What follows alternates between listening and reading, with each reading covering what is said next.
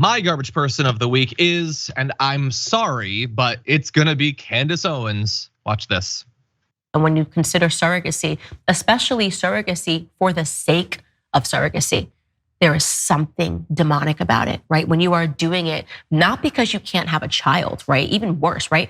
Khloe Kardashian is able to have a child. She has a daughter, True, who she grew inside of her own body. And simply because she wanted for her daughter, True, to have a 100% biological sibling, but she was not willing to have sex with the serial cheater, Tristan Thompson. That's what happened. She didn't want to have sex with him again to produce a second child. She decided to borrow and purchase some other woman's body. How are we allowing this to take place? How are people comfortable with this? And there is something deeply demonic about surrogacy.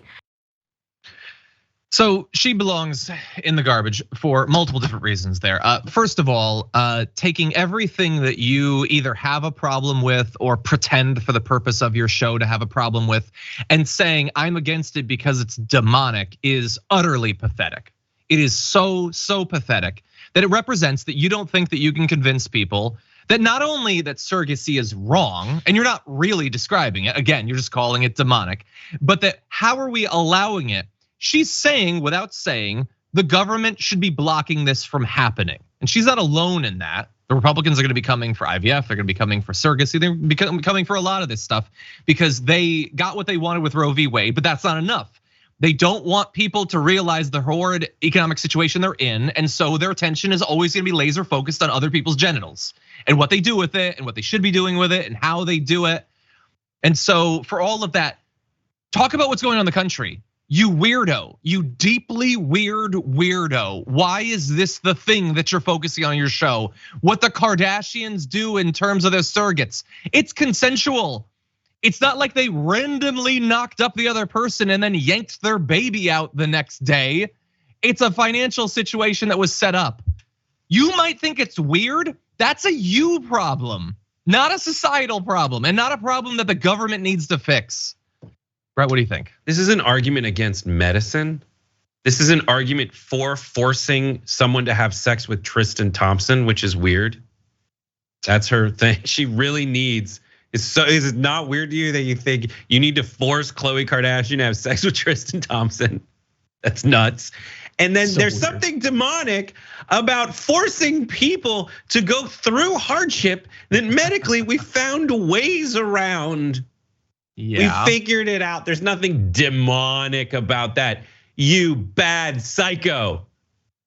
Jesus, demonic. What a cop out. I fully agree.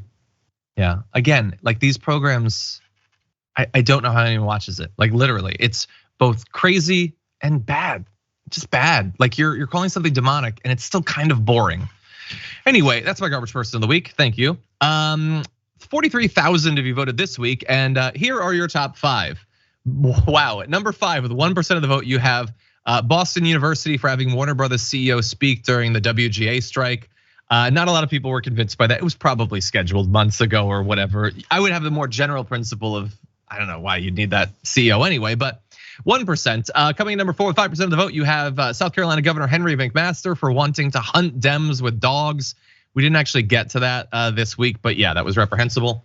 Number 3 with 7% of the vote, you have Jim Jordan for his whistleblower shenanigans. It was very unconvincing. Number 2 with 13% of the vote, you have Judge Taylor McNeil for forcing a trans girl to dress as a boy. Jesus. But number 1, your community garbage person of the week, a blowout with 73% of the vote. You have the whole GOP for holding the debt limit hostage. I love when that sort of thing gets garbage person of the week because it bothers me too. We're gonna be talking about it more on the Young Turks later on today and inevitably next week. Thank you to everybody who voted.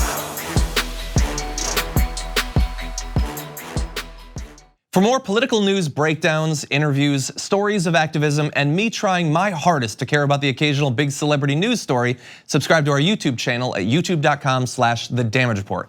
And you can ring the bell wherever it is so you don't miss anything.